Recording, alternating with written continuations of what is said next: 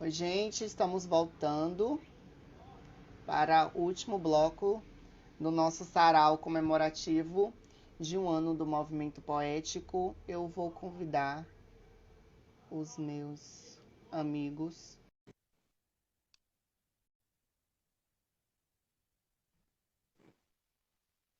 para darmos continuidade. Falta para mim.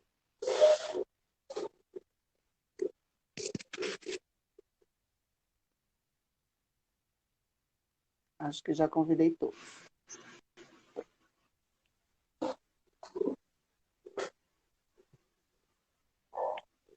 Falta só o céu. E aí a gente já retoma. Certinho.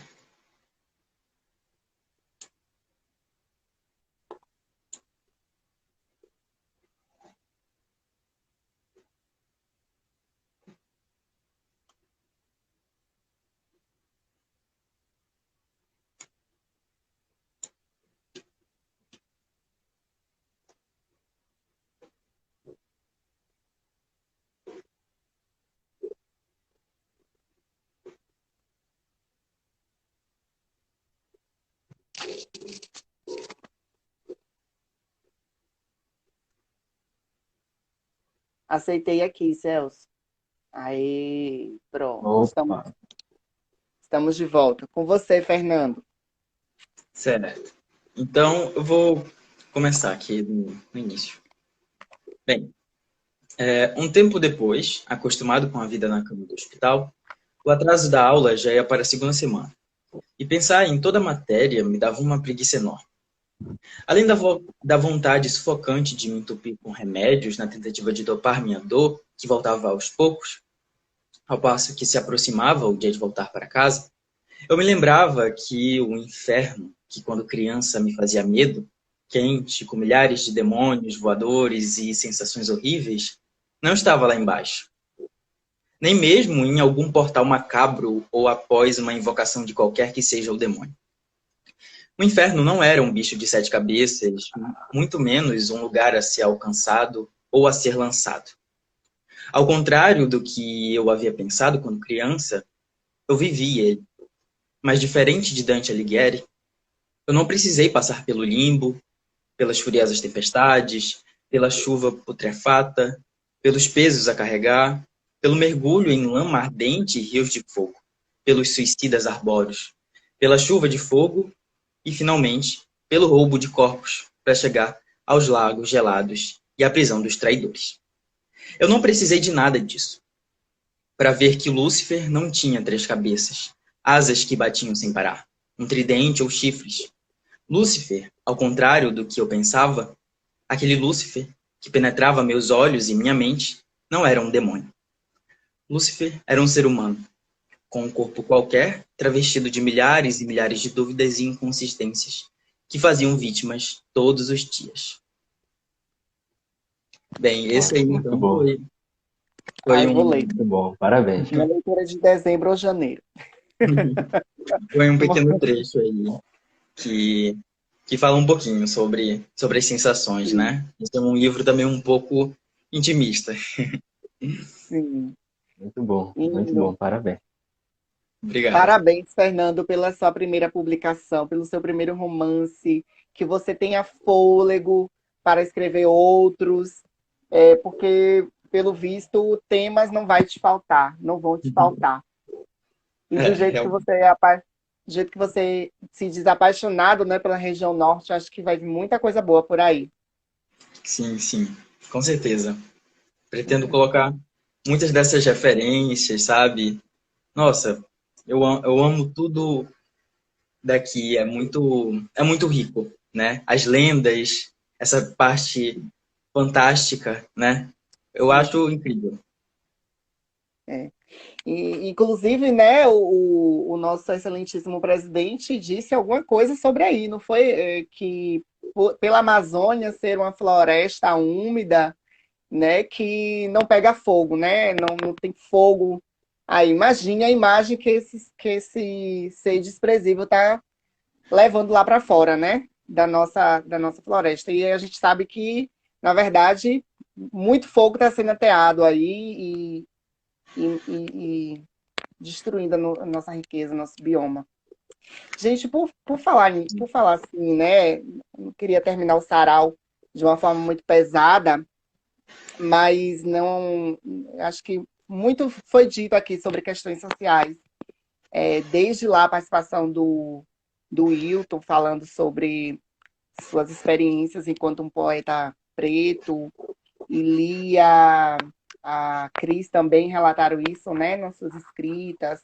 Aí veio a Clare, vocês que são das ciências sociais, assim, nós estamos encerrando, né, praticamente o ano, dezembro vem aí, e a gente tem 2022, né, que tem um ano, eu não sei se eu estou sendo pessimista, mas eu vejo 2022 como um ano que vai ser muito cansativo, né, então acho que quem puder em dezembro se resguardar de alguma maneira, fazer suas reflexões sobre, sobre, sobre esse ano, né, que a gente está encerrando, faça, porque eu acho que 2022 não vai ter tempo para isso. E a gente está agora nessa questão que para mim ainda não está muito clara se a pandemia já acabou ou não, ou se está acabando, se vai acabar em 2022. Especialistas dizem que a gente vai durar mais ou menos uns 4 anos aí pela frente, enfrentando resquícios da pandemia, ou mais, algo assim. Mas, assim, os desafios, como é que vocês enquanto estudantes, né, das ciências sociais, da filosofia, veem, assim, os desafios para 2022? Eu quero continuar fazendo esse trabalho aqui, quero continuar fazendo arte, como eu disse lá no início.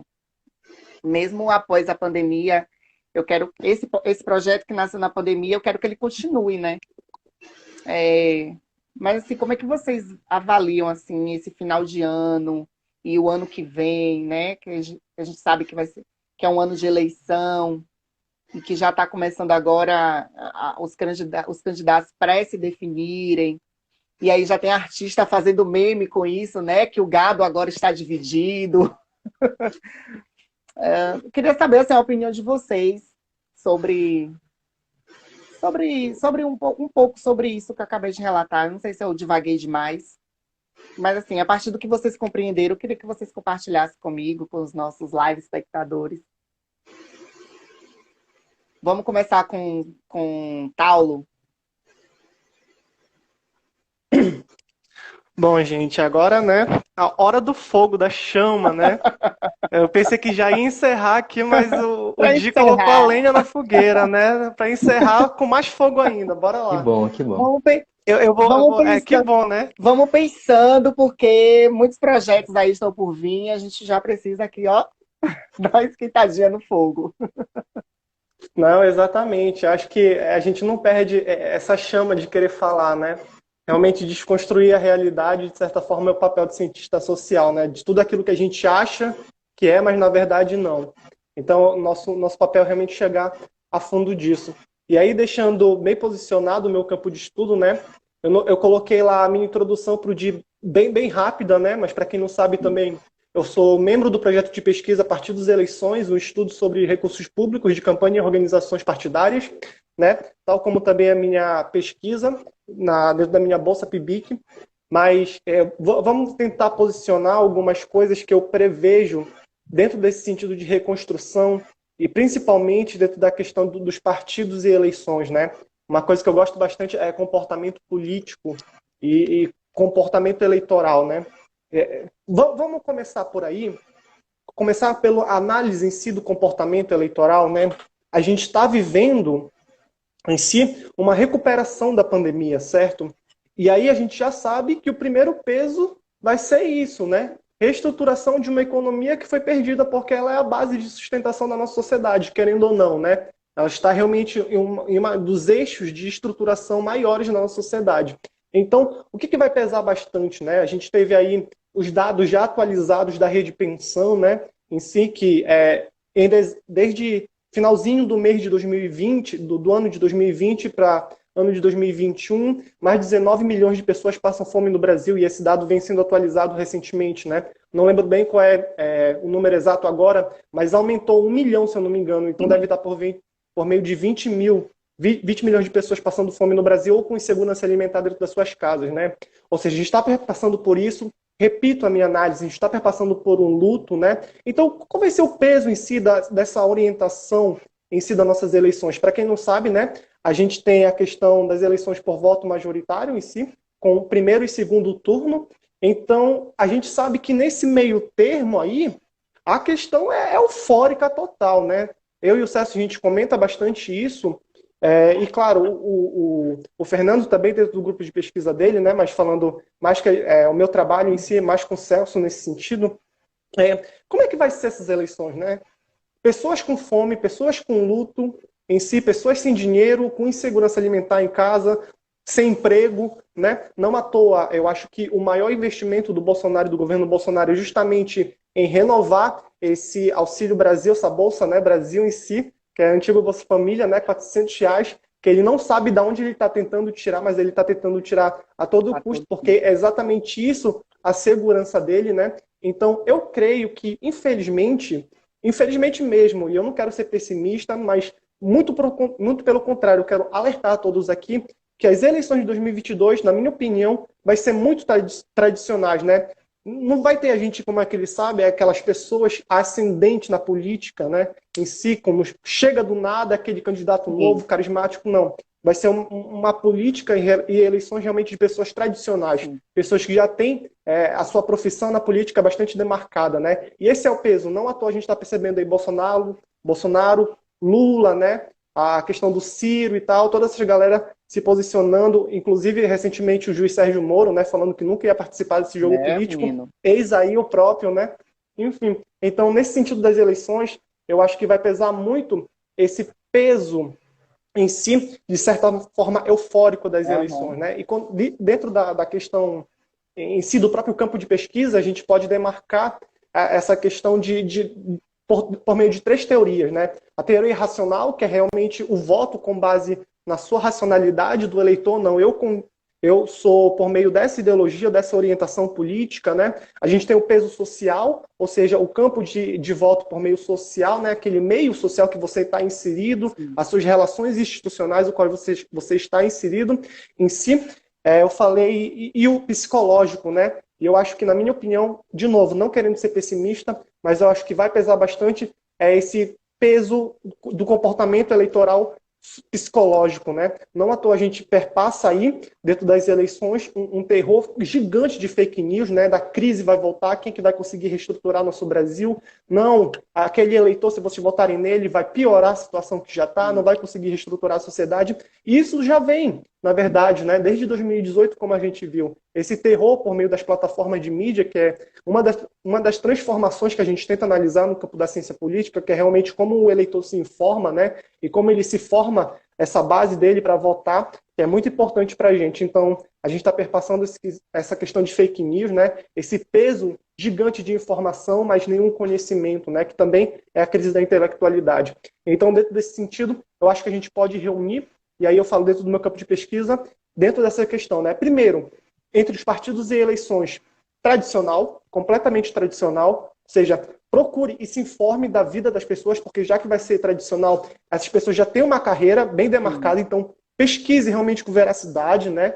Pesquise com força mesmo e seriedade a vida dessas pessoas, que vai te ajudar bastante, e se atente bastante quais são as informações que chegam até você. Pesquise de verdade, se atente, porque grande parte vai ser realmente esse peso psicológico, né? Eu acredito que a gente não vai ver. E claro, isso sempre nas eleições, né? Mas eu acho que vem de forma mais demarcada esse peso psicológico da pessoa. Quer dizer, o que a informação está tentando me informar, né? O que ela está tentando mandar para mim? E aí eu acho que a gente exige uma postura bastante séria e pé atrás, né? Para saber como a gente pode se orientar por meio dessas informações e construir um conhecimento do candidato e do partido que realmente seja bom e que seja uma proposta efetiva para o Brasil, né? Isso aí, claro, tem os seus detalhes, tem todas as suas ramificações dentro do campo, mas para geral entender de forma didática é esse posicionamento, né? Lembrando sempre que a gente vai ter que reconstruir a nossa sociedade. Então, qual vai ser realmente a proposta efetiva, né? O que vai pesar mais realmente? Saúde, educação, tudo isso vai vir junto, né? Não tem como dizer, não, a saúde é mais importante. Não, tudo é importante, né? Então, vamos pensar em propostas que realmente sejam efetivas e que vão reconstruir nossas instituições e nossa sociedade de forma geral, né? Perfeito. Bom, Muito boa essa análise na perspectiva eleitoral, Paulo. É uma formação, como é? Formação candidatos tradicionalistas. Candidatos tradicionalistas. Sim, verdade. Bem pensado, bem elaborado. E você, Celso? bem, eu confesso que eu tenho agora um posicionamento que leva Não. a um pessimismo profundo. Eu digo isso porque no início desse ano eu achava, de certa forma, com certa ingenuidade, que Aham. o Brasil, falando de um todo, né, instituições e sociedade civil, iria seguir o exemplo de outros países que conseguiram superar crises autocráticas, como aconteceu com a Finlândia e com a Bélgica durante os anos 30, né, que ali partidos católicos, socialistas, liberais, conservadores se reuniram e se uniram em prol da democracia para superar aquele momento autoritário, né, que a gente estava vendo ali a ascensão do nazismo, do fascismo, e que estava influenciando toda a Europa, né, e até mesmo fora dela. Então, eu estava com essa perspectiva, até mesmo tendo o exemplo recente do que aconteceu nos Estados Unidos, né, que houve ali uma cooperação geral, vamos dizer assim, para superar o Donald Trump, que era uma instabilidade total, né, e se conseguiu com muita maestria. Mas isso só foi possível por causa de dois aspectos que são fundamentais. Ah, Primeiro, está relacionado ao que eu disse anteriormente, a crise da cultura. Se a gente não tem uma sociedade que tem a leitura como um hábito, não no sentido acadêmico, eu me refiro no simples, na simples ação e vontade de ver o noticiário, né? Não se prender a uma fonte unilateral, o meu partido, o meu candidato, não. E em fontes então, liberado. objetivas, vamos dizer assim, fontes objetivas para ver o que é que está acontecendo dos dois lados, né? Quais são as narrativas, quais são os fatos. Esse foi o objetivo montado para tentar enfrentar esse problema que o Instituto Mais Políticos se moldou no início do ano, né? E devido a esse problema da crise da cultura, eu e o Tal, nós percebemos que estava ficando muito difícil de estabelecer o diálogo civilizado. Nesse sentido, de buscar as informações corretas, analisar os fatos de forma objetiva e traçar uma crítica, né? Uma crítica de fato. Claro, ali com base no respeito, na civilidade e tudo mais.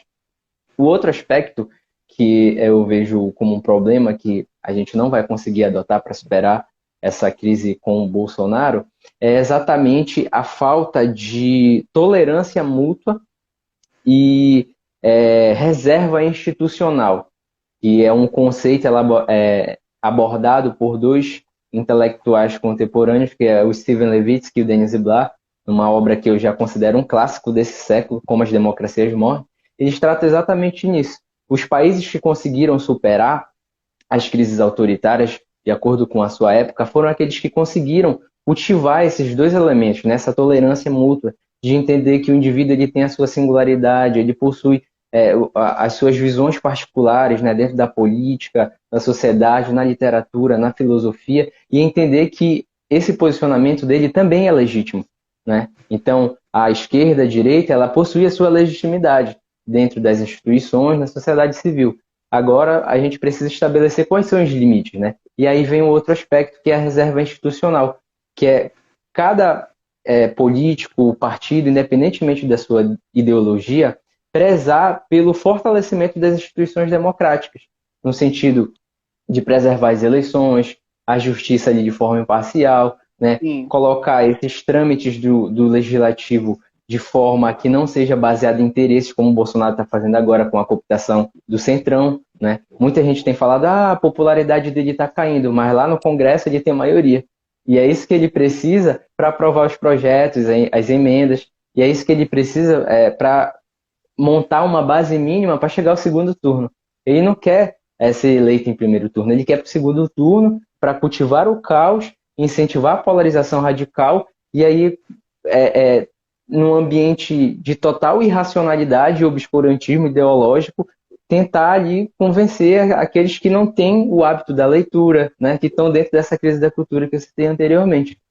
Dito Sim. isso, eu vejo que 2022, com essa perspectiva que eu citei, vai ser baseado na afetividade partidária, no sentimentalismo ideológico e até mesmo no ressentimento, né? Basta ver o que aconteceu com o ex-presidente Lula, de todo aquele processo injusto ao qual ele foi submetido, né? Então Sim. vai ter essa vontade de luta a todo custo pelo poder, né, novamente, e o Bolsonaro, por outro lado, também vai. E aqueles que se dizem da terceira via vão querer aproveitar o momento, né, dessa dicotomia para também tomar posse do poder. Então, vai ser um extremismo total, infelizmente, não era o que eu desejava, né, mas o que eu consigo ver diante de todo esse aparato histórico que eu fiz, né, esse breve aparato histórico, é que vai ser assim o nosso processo eleitoral de 22, infelizmente.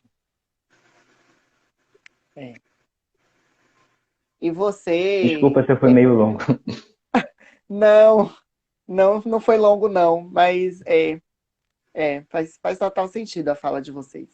Se a gente pegar, fazer uma panorâmica, né, e considerar todos esses fatores, essas informações que vocês trouxeram. E agora vamos ouvir Fernando.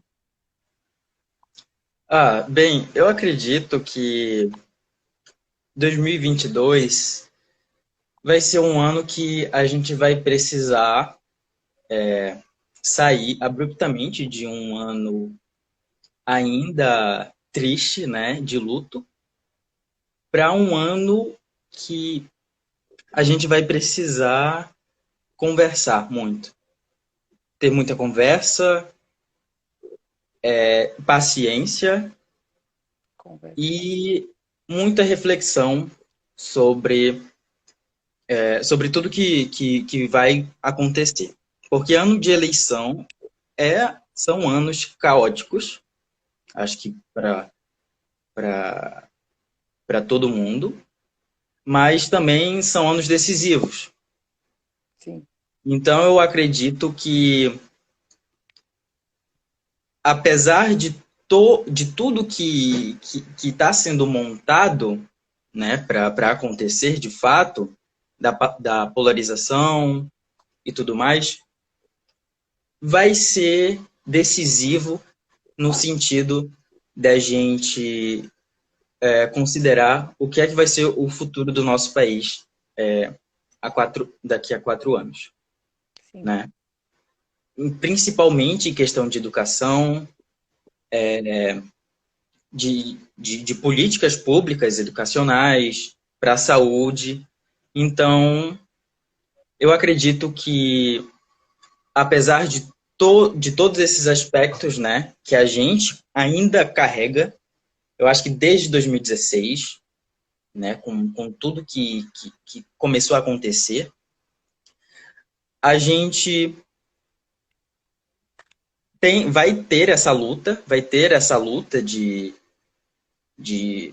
enfim, em 2022, e espero que no final desse ano a gente consiga dar uma respirada, né? E dar aquele alívio, né? De ter passado por esse ano sem conseguir dar essa respirada para o próximo ano, né? Então é isso aí. Eu acho Verdade. essa respirada é o que está faltando, porque a gente está respirando, mas com um nó na garganta, né? Às vezes eu tenho essa sensação de que, Verdade. nossa, eu não consigo mais ligar a TV para assistir, principalmente noticiário. Porque eu só assistia, a maioria das vezes eu assistia mais noticiário, mas eu ficava, meu Deus, eu não vou. E realmente tem algum tempo que eu não assisto, mas com as redes sociais a gente acaba, né, sendo inundado com essas informações e o nó na garganta está aqui a todo momento, porque nós estamos aqui nesse ambiente virtual a todo momento. Então eu acho que essa respirada é a mais esperada, né? No dia 31 Nossa, gente, né? Que loucura que a gente está fazendo aqui, pensando em 31 de 2022. Mas faz parte desse processo, né?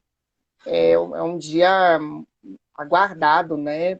Por muita gente, principalmente por nós que prezamos pela democracia, né? Que vemos na democracia a única chance das minorias, principalmente você, né, Fernando, que trabalha com gêneros e temáticas afins, sabe, né, como que as minorias, o povo pobre, está precisando sair, chegar, quem conseguir chegar lá também, né, gente? Porque como o Paulo trouxe aí as estatísticas, enfim, meus amigos, eu agradeço por vocês terem trazido essas reflexões.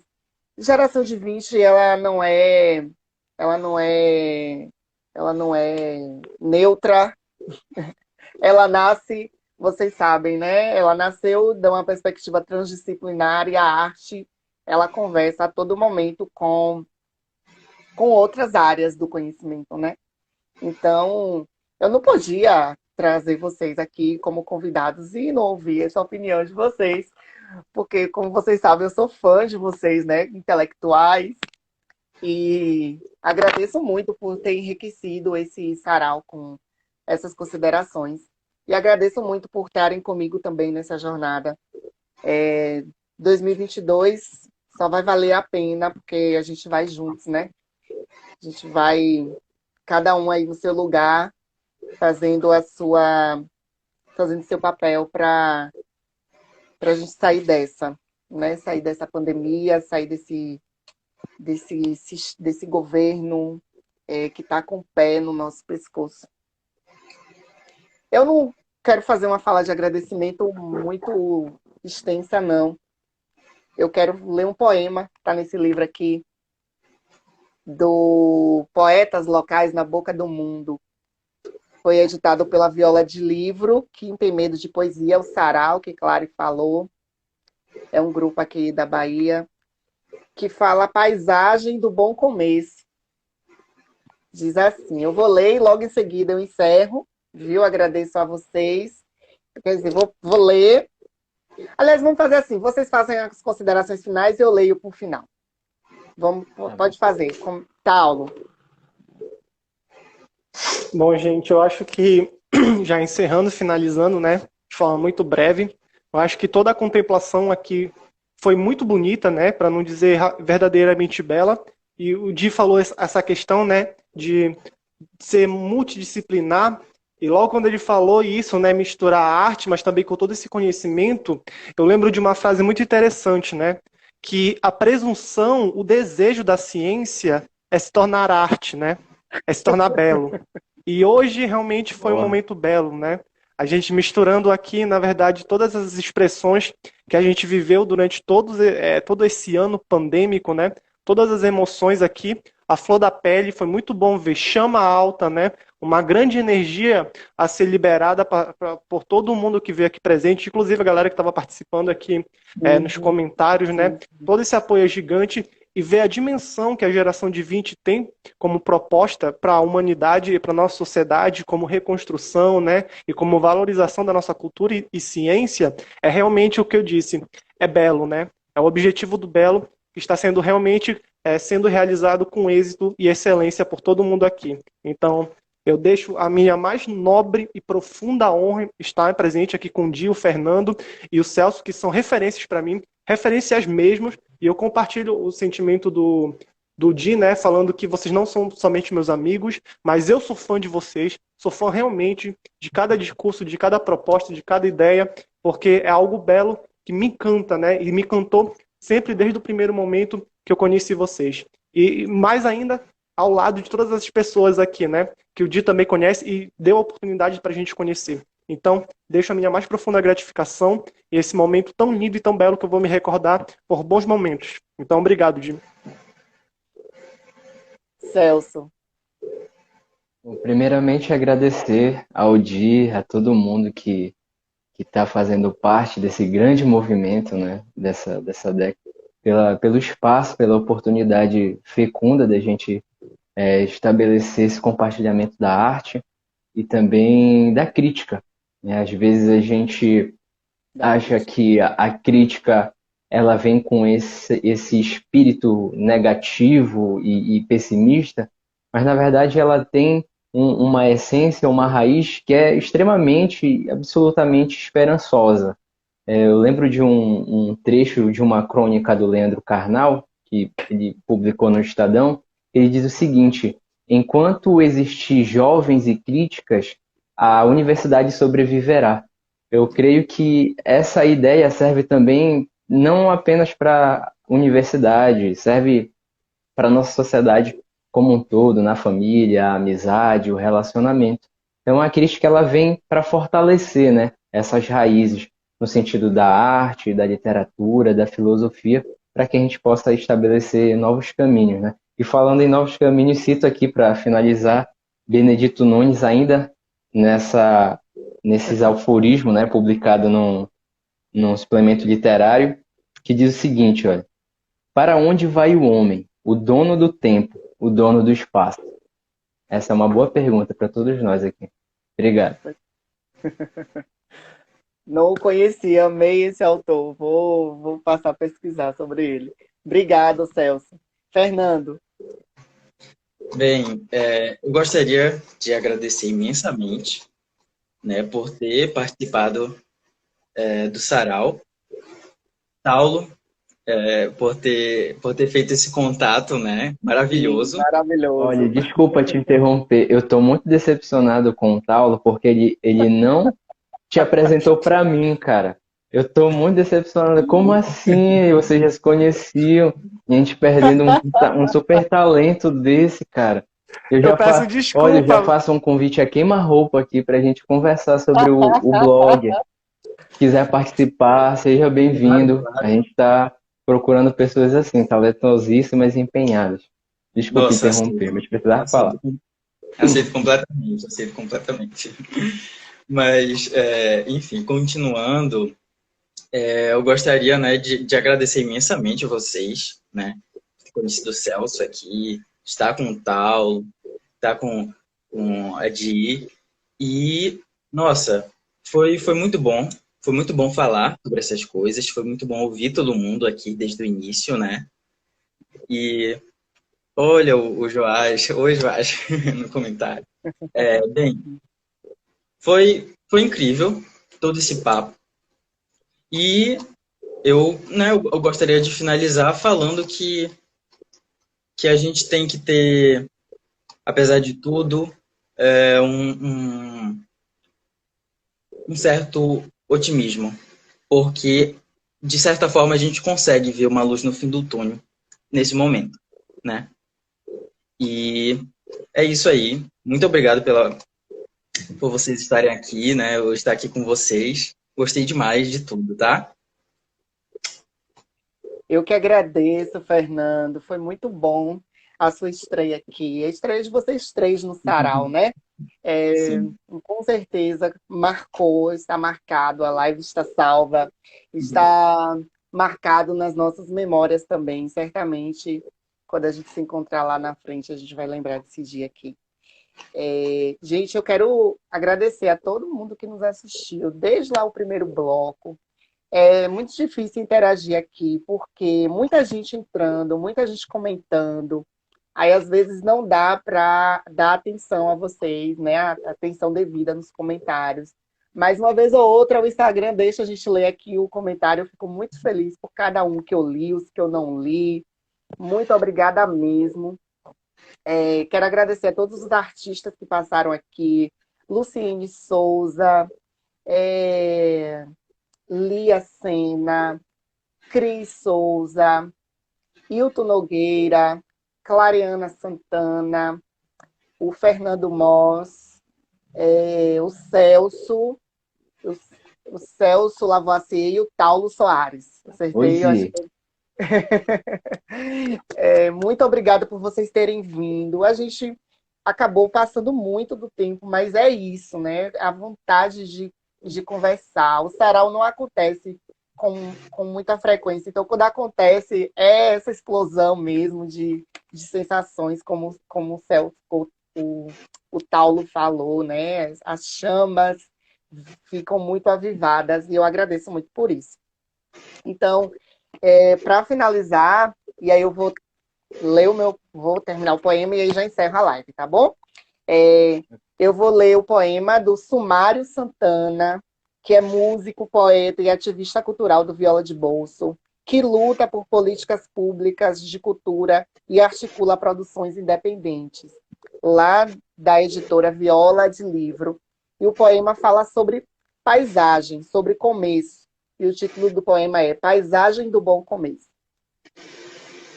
Um bom começo é você saber que em tudo existe o imperfeito e que o tropeço equilibra a alma e faz silente a canoa. Alma. Alma é a goma lavada na água do corpo. Já a canoa é um cisco no olho do rio. Vento para todo lado, canoa sem rumo. Quem sabe assim o amor toma o prumo. Suspenso pela censura, o poema quis rezar com medo do pecado. No entanto, ele descobriu que a reza era uma cópia renitente do semeador de palavras. Para além da margem, coragem, ainda que a margem seja apenas uma paisagem. Muito obrigada e até a próxima, se ele quiser.